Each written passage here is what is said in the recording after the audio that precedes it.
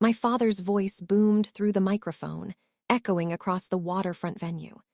He held up the faded, worn bankbook my grandfather had quietly pressed into my hands just minutes before, displaying it to the crowd like evidence in a trial.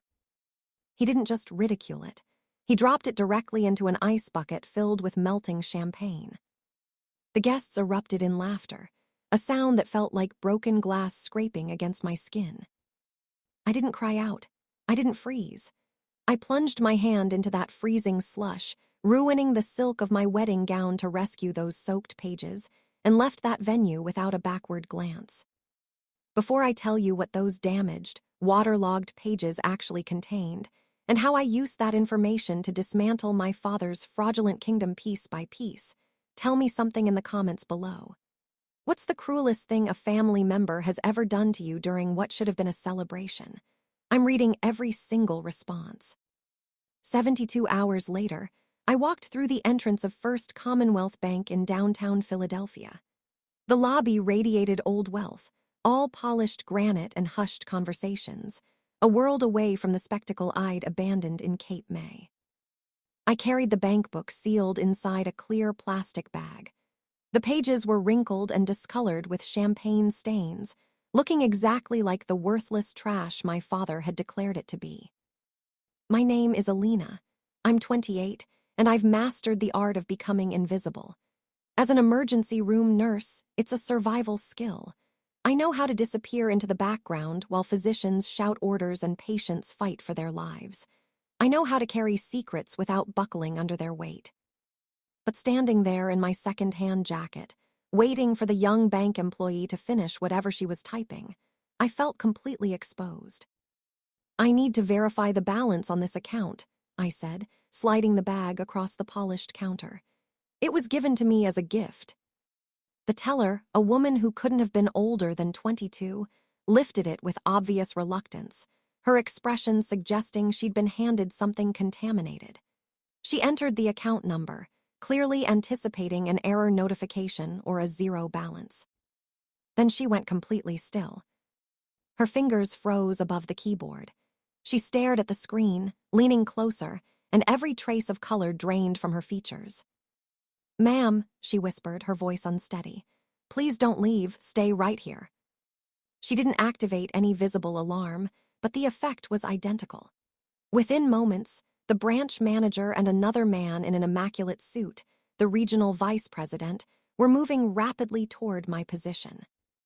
They didn't notice my inexpensive coat. They looked at me like I was displaced royalty, finally reclaiming a throne. "Miss Donovan," the vice president said, guiding me toward a reinforced door at the rear of the building. "We've been anticipating the claim on this account for quite some time." They escorted me into a private consultation room that smelled of aged documents and decades of secrets. As they went to retrieve the file, I sat in the leather chair and closed my eyes. Suddenly, I wasn't in a bank vault anymore. I was 11 years old again, kneeling on the hardwood floor of my father's home office. Vincent sat in his chair, rotating a glass of bourbon, observing me. He had spilled it deliberately. I knew this with absolute certainty, but the household rule was immutable. Daughters clean, sons achieve. My brother Ethan was sprawled on the sofa, absorbed in some video game, his feet propped on the coffee table I'd just finished polishing.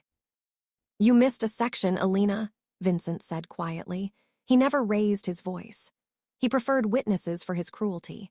He enjoyed watching the light fade from people's eyes. It was performance art to him. When Grandpa Benjamin tried to help me stand, Vincent's tone became a weapon. "Touch that cloth, old man, and I'll have you in a state facility so fast you won't have time to collect your medications." I scrubbed until my knuckles bled that afternoon. I scrubbed because I believed I possessed no value beyond what I could withstand. The metallic sound of the vault mechanism brought me back to the present. I opened my eyes. I wasn't that 11-year-old child anymore. I was the woman holding the ignition switch. The vice president placed a substantial file on the table before me. "Your grandfather didn't simply open a savings account, Miss Donovan. In 1984, he established what's called a Totten Trust. He was an early-stage investor in several technology companies. He reinvested every dividend back into the portfolio, completely untouched for 38 years. He rotated the document toward me. The current valuation of the trust, legally transferable to you upon his passing, is $11,700,000. The number sat there on the page, stark and undeniable. $11,700,000. I stared at it. I thought about the champagne bucket. I thought about Vincent laughing into that microphone, calling this fortune garbage. He had held nearly $12 million in his hand and discarded it because he was too arrogant to examine what was inside the cover. "Is anyone else authorized on this account?" I asked, my voice clinical, detached. "No," the vice president replied. "Only you. It's entirely under your control." I touched the ruined, dried bankbook through the plastic. It wasn't just wealth, it was ammunition. And for the first time in my life, I knew exactly where to direct it. My husband, Marcus, didn't acknowledge me when I entered our apartment. He was hunched over his laptop at the kitchen counter, surrounded by what looked like a paper fortress of printed financial statements. The atmosphere in our small space felt electrically charged, vibrating with the energy of something about to fracture. Marcus isn't merely a financial analyst. He's a forensic detective of hidden truths. He locates the structural flaws that everyone else overlooks. "It's not an empire, Alina," he said, finally turning the monitor toward me. His voice was emotionless, clinical. "It's a pyramid scheme constructed from bridge financing and narcissism." I looked at the screen. I had expected to see wealth. I had expected to see the millions Vincent boasted about at every fundraiser and family gathering. Instead, I saw nothing but deficit. "He's bankrupt," Marcus said, tapping a document. "The estate in Cape May, foreclosure proceedings initiated 4 weeks ago. The family trust he claims to manage. Empty. He's been cycling the same $75,000 between 8 different shell entities to create the illusion of liquidity. And here's the critical part. He's under federal audit. The IRS issued him a notice of deficiency 6 weeks ago." I stared at the figures on screen. The man who had thrown my grandfather's legacy into a champagne bucket wasn't a financial titan. He was a drowning man thrashing in an ocean of debt. He didn't just want money. He desperately needed it to avoid federal prosecution. My phone vibrated. It was him. I activated the speaker. Marcus stopped typing. "Alina." Vincent's voice filled the kitchen. No apology, no hesitation, just the absolute confidence of a man who believed he still controlled everything. "I've been considering that property your grandfather left you, the beach house." "What about it?" I asked. My hand pressed against the table to control the tremor, but my voice remained ice. "I'm going to help you," he said. "I've consulted with my real estate counsel. We can liquidate it efficiently. I'll manage the transaction, secure you fair market value, and invest the proceeds into the family business so you actually generate returns. You're a nurse, sweetheart. You don't understand property taxation or maintenance costs. I'm trying to spare you a burden." He wanted the beach house. It was the only tangible asset Benjamin had left me besides the bank book. It was worth perhaps $350,000. Insignificant to a billionaire, but a lifeline to a desperate criminal. "I'm not selling Dad," I said. The line went silent. Then the facade collapsed. "You listen to me," he snarled, his voice dropping into a register I recognized from childhood. "That old man was mentally incompetent when he signed that deed. I have witnesses prepared to testify that you manipulated a senile, elderly person into transferring family assets. If you don't execute those transfer documents by Friday, I will sue you for elder exploitation. I will drag you through probate litigation until you're financially destroyed. Do you understand me?" "You're completely out of your depth, Alina." He wasn't protecting me. He was hunting for liquidity, any asset he could seize, convert to cash, and funnel into his collapsing house of cards. "I understand perfectly," I said. "Excellent. I'll have the paperwork delivered." The line went dead. I looked at Marcus. He wasn't frightened. He was smiling, a cold, calculated smile that matched the sensation rising in my chest. Vincent thought he was intimidating a helpless daughter. He didn't realize he had just provided us with the complete blueprint for his own demolition.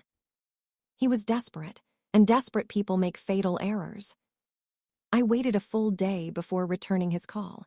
Silence is a powerful amplifier. It allows desperation to multiply. Marcus and I spent those hours not in fear, but in preparation.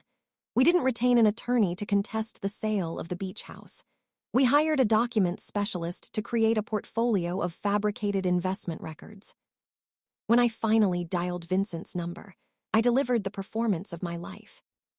I didn't channel the confident woman who had walked out of that bank vault. I channeled the 11-year-old girl terrified of spilling bourbon. "Dad," I whispered when he answered. I let my voice shake. "I'm sorry I was disrespectful. I didn't know how to respond."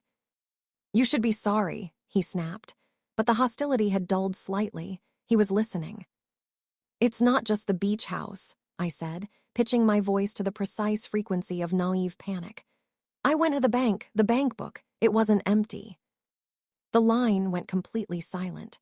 I could practically hear him calculating possibilities. "How much?" he asked. The greed seeped through the phone like crude oil. "Almost 12 million, I choked out. 11.7 million. But Dad, I don't know what to do.